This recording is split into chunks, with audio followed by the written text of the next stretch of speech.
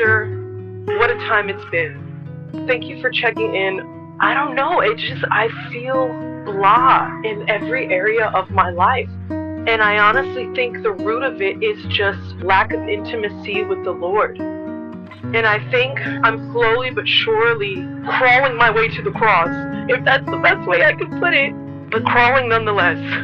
Above everything else, I'm like, Lord, I actually think I just need you to take everything away and just touch me. Like I actually need a fresh touch and a fresh encounter from you, to the point where I prayed the other day. This is a brave prayer, but I said, Lord, break me if you need to.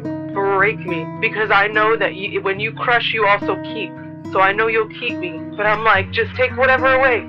I need a fresh touch from you, because I am seeing the fruit of not walking in step with your spirit. I have seen the fruit of it in these last few weeks, last couple of months, and I don't like it. I don't like who I am when I'm not in step with the Lord, and life is just so much better when I put Him first. I think I'm just trying to push past the resistance of that, because I just feel such resistance just to even get into the presence of the Lord. It just feels like fighting tooth and nail, I kid you not, in such a heavy way.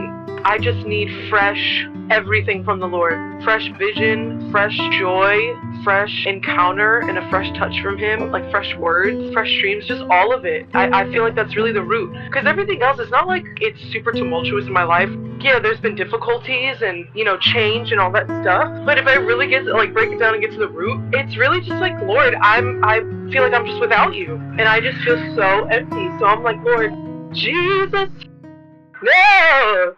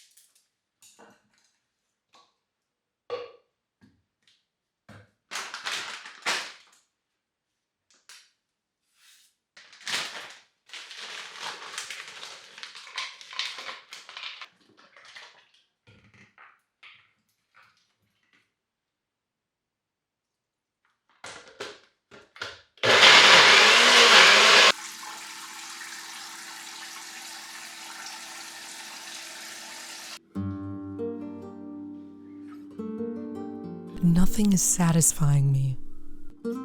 And not that I don't have good things in my life, because I do, obviously. But none of them are giving me what I really crave.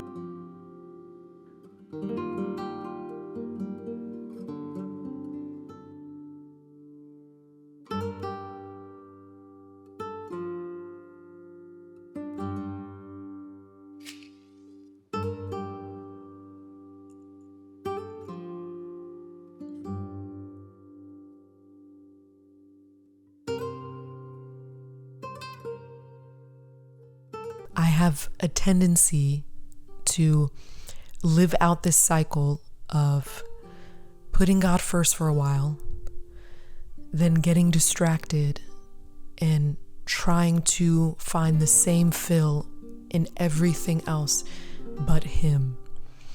Then, by His grace, finding myself so empty that I come to my senses and I remember just how much He really is everything I've been longing for. I just forgot.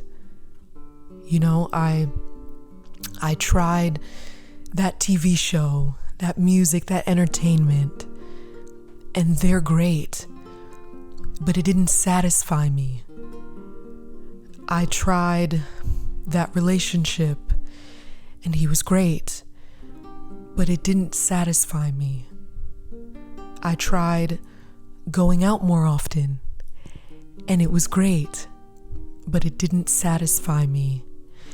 And I think when you truly taste and see Jesus, you're done. Like, you're actually done. It's over. You have been ruined for everything else in the most beautiful way possible. With as much kindness and humility as I can say this, good luck trying to find something better to fill you. You will be searching forever and you will just come up empty. And the Lord is so kind and He's so patient that He is ready and willing to fill us when we humbly come to Him admitting that we're needy. You know, I think that word has such a negative connotation because it's typically associated with words like desperation, clinginess, codependency, which all have very shameful stigmas surrounding them, which I don't think they should. But it's okay to admit that you're needy because we were designed to be dependent on our Creator. And the beauty of it all is that He's living water. You know, He's the well that never runs dry, which means you are not burdening Him and you're not subtracting from Him by asking for more of Him. One of my favorite verses right now, and it's one that is very common, very popular, but it's been replaying in my head over and over, specifically in this season. And it's, seek first the kingdom of God, and all these things will be added. And it rings very true. It's rung very true in my life. You know, I don't know everything. But what I do know is life is just so much better when I put the Lord first. I've been stuck on the book of Hosea. I said to the Lord recently, God, I need deeper revelation of your faithfulness and your love as a husband and as a father. And I was led to this book. And the story goes that God told the prophet Hosea to marry an adulterous woman because it will reflect the Lord's relationship with His people. So Hosea obeyed, and his wife was unfaithful. You know, she had many lovers. And the Lord instructed him to go pursue his wife, even in her infidelity, love her, choose her, and restore her back to you. And he obeyed. He pursued his wife, rescued her from her infidelity, and restored her back to him. And I've heard this story so many times. I've read this book before, but it just hit on a deeper level this time around. And this light bulb went off in my head, and I just thought to myself, man, I'm the unfaithful bride. Lord, you are the faithful husband who hasn't left me in my sin, hasn't left me in my mess, in my weakness, in my flaws, my vulnerabilities, my troubles, but has pursued me in spite of my infidelity to you and restored me back every single time. Every single time. And there is such freedom, such liberation in that kind of love, because it's not based on whether or not I'm lovable at the time, and it's not based on performance or appearances or what I can do to get you to love me or to remain with me, but it's actually based on choice and the grace and mercy that is drenched in that choice.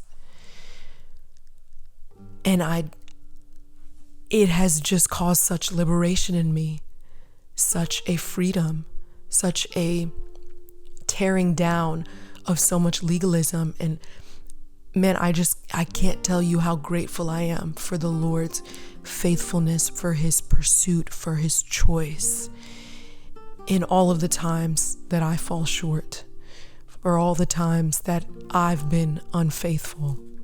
If I could encourage anyone who's in a similar season as me right now, it's learn to be okay with being honest and unfiltered with the Lord. And not in the sense of treating him casually, because he is still just as holy and still as worthy of reverence, but be okay with telling him what's really going on with you, because this is relationship. And the irony is, he already knows. So having moments where I can admit to him, God, I'm using fantasies to escape reality because reality isn't so pleasing right now. Help me. God, I need help tackling this pride that I keep hitting that says I am self-sufficient, self-dependent, and not in need of you. God, I'm struggling with this. God, I'm upset about that. Fill in the blank. I think, and this is a challenge for me every day, and I'm sure a challenge for so many believers, be so convinced and assured of the reconciliation and salvation he's gifted you that you actually believe his word is true when it says you've been given the spirit of adoption, in which you can now cry out, Abba, Father, and approach his throne with boldness because you are his son, you are his daughter. Like, do we actually, as believers, believe this down to the most deep, most intimate, and most vulnerable areas of our lives? That we are actually granted access because we are sons and daughters.